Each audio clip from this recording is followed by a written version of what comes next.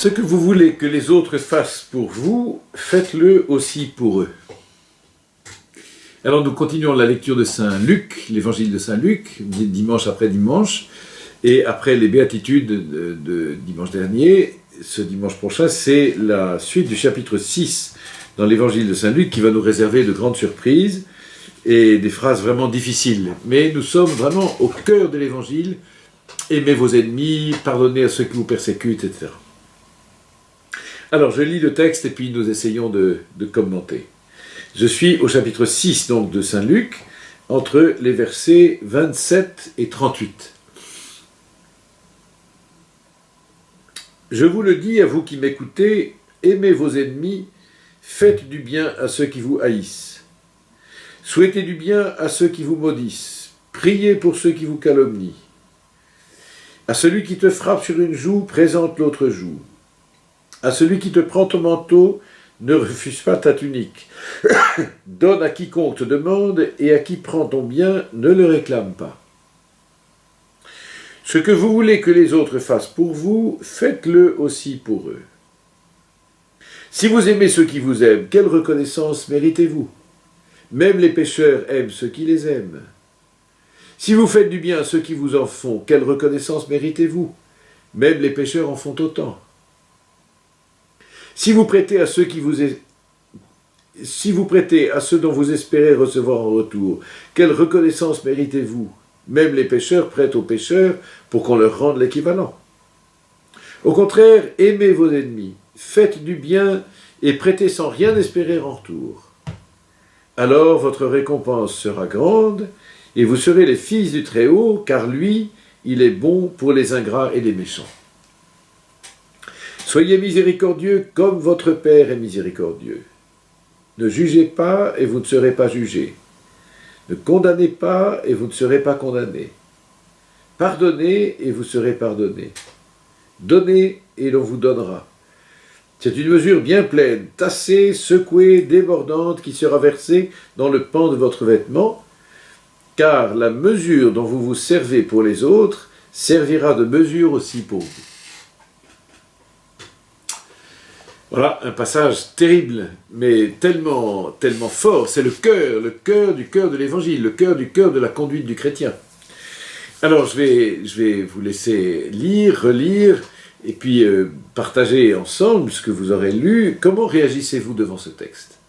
C'est un texte tellement fort, et quel lien faites-vous avec les béatitudes qui sont le passage qui précède? Évidemment, on voit bien que tout ça est impossible.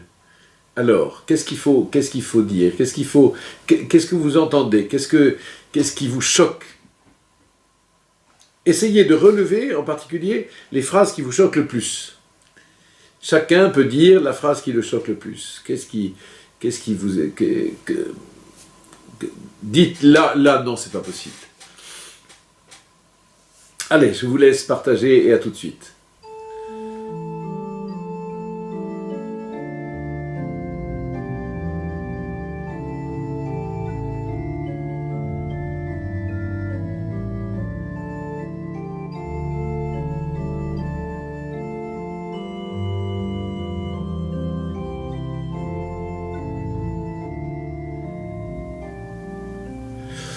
Alors, aimez vos ennemis, priez pour ceux qui vous calomnient. On est tout près des béatitudes de dimanche dernier. Hein. Heureux êtes-vous si l'on vous persécute, heureux êtes-vous si l'on vous calomnie, heureux êtes-vous si on dit toutes sortes de choses contre vous à cause de mon nom. Évidemment, tout ça, ce ne sont pas des actes extérieurs, c'est une disposition du cœur. Bien sûr, je ne vais pas aller embrasser mes ennemis sur les deux joues. Bien sûr, je ne vais pas, me jeter dans les bras de mes ennemis pour leur dire, tu sais, je t'aime beaucoup. C'est une disposition intérieure, et c'est une disposition intérieure du cœur qui vient de Dieu.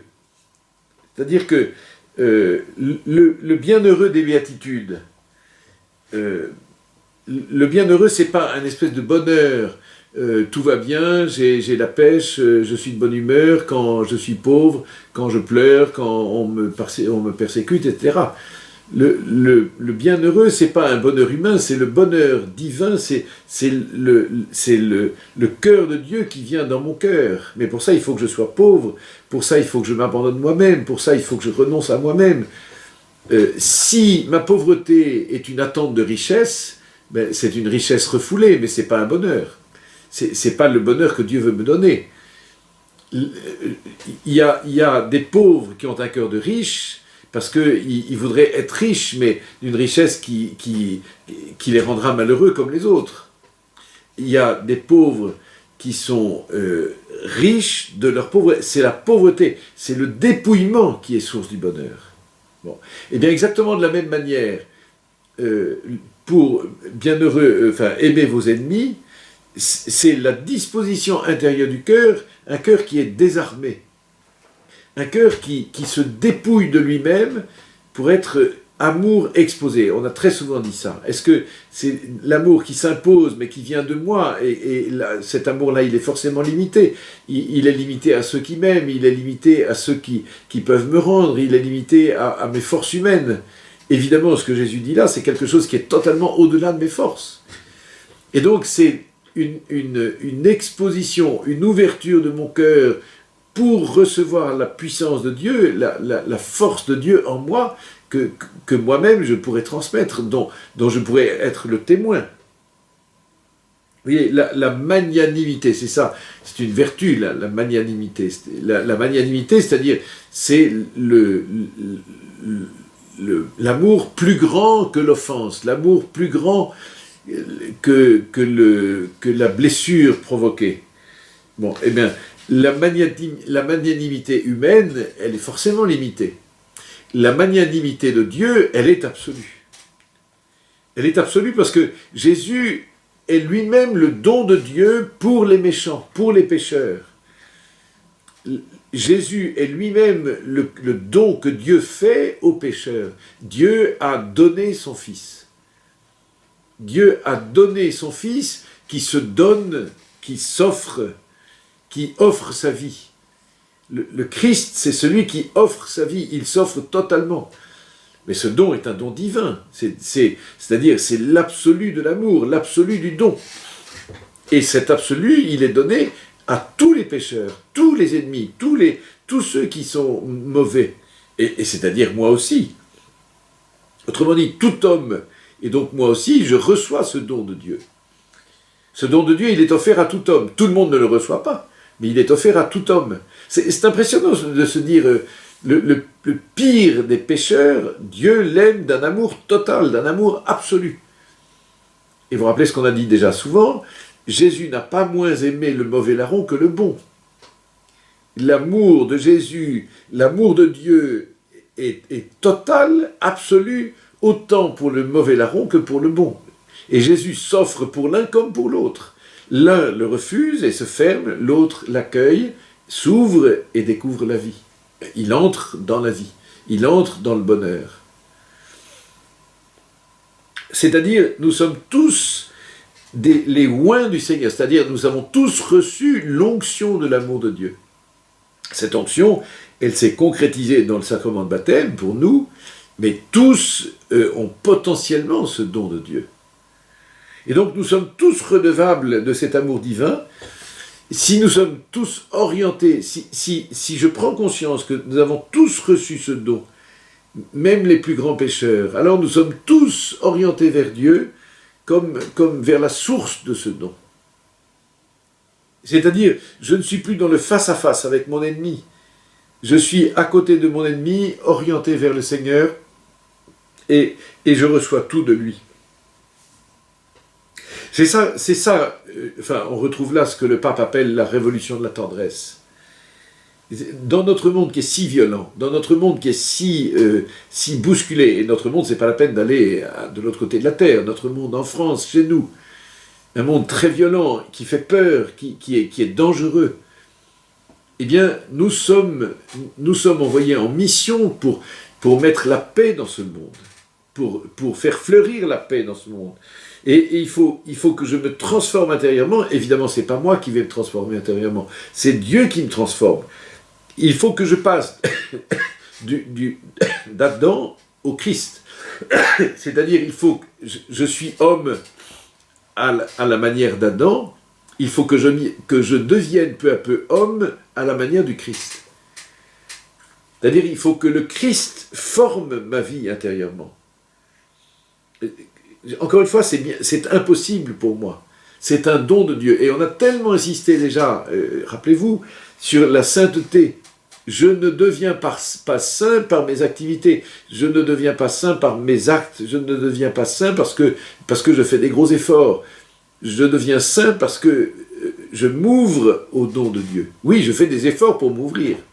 Je fais des efforts pour m'offrir à Dieu, et pour répondre à son amour, et donc je ne garde même pas mon péché, je dépose mon péché devant lui. Je m'expose à Dieu pour pouvoir être exposé aux hommes, y compris aux méchants. C'est ça, vaincre le mal par le bien, vaincre la haine par l'amour. Il faut que je sois victorieux de la violence en déversant de l'amour, un surcroît d'amour. Vous voyez, quand quelqu'un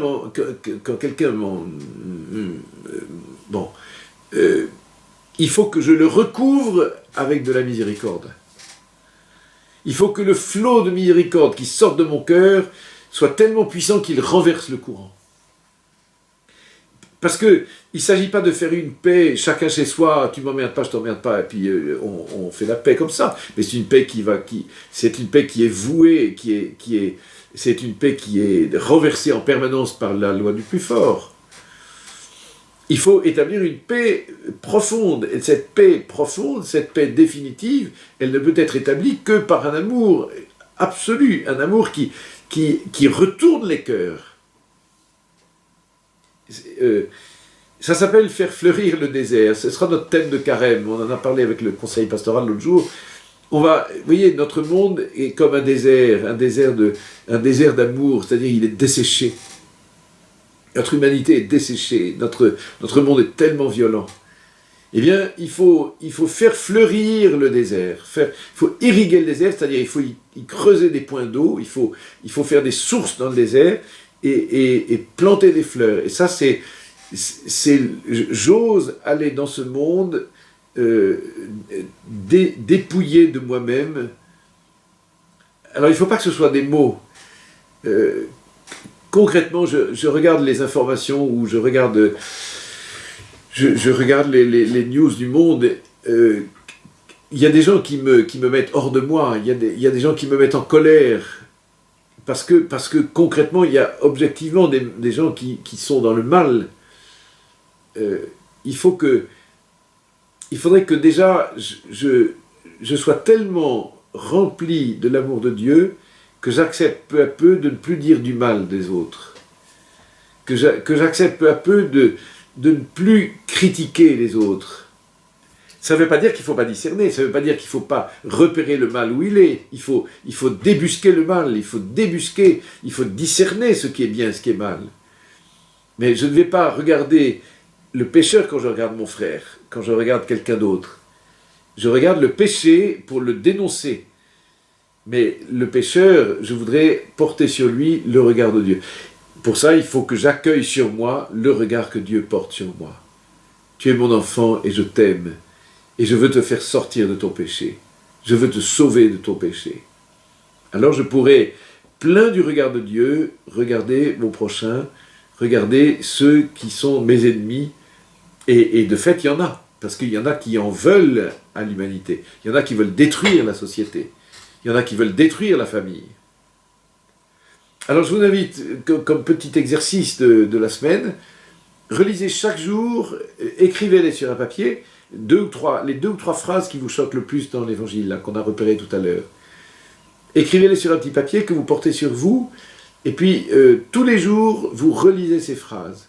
Et dites, Seigneur, tout ça est impossible, viens au secours de l'impossible. C'est-à-dire, moi je vais faire le possible et toi tu fais l'impossible. Allez, on se confie tous ensemble à la Vierge Marie, parce que nous sommes tous les mêmes. Mais cette dernière phrase de Jésus, elle est forte. Hein. La mesure dont vous vous servez pour les autres servira aussi de mesure pour vous. Et là, on n'y coupera pas. C'est-à-dire, on n'y coupe pas aujourd'hui, je n'y coupe pas. Tout ce que vous voudriez que les autres fassent pour vous, ben faites-le pour les autres. Vous voulez qu'on vous aime, aimez les autres. Vous voulez qu'on vous respecte, vous voulez qu'on vous pardonne, vous voulez qu'on vous relève, vous voulez que... Eh bien, faites-le pour les autres. Allez, courage, bonne rencontre. Et puis, la semaine prochaine, ce sera les vacances. Il y aura 2 semaines de coupure. Nous nous retrouverons pour le début du carême dans cette première semaine après les vacances. Je vous embrasse, je vous bénis et à toujours.